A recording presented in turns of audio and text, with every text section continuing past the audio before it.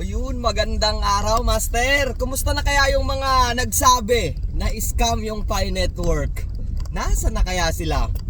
Well, nagpa-scam naman ako 6 years mula 2019 yung nagsimula ako magmina. Sa kasamaang palad ngayon, meron ng value yung Pi.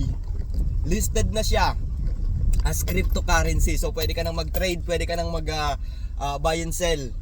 Pwede kang gumamit ng OX trading platform, BitGet, and hopefully malist na rin siya sa Binance.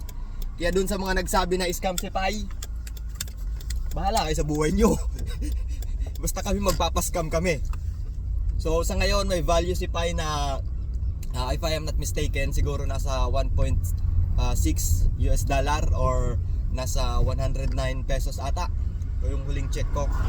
So good luck sa mga nagsasabing scam si Pi.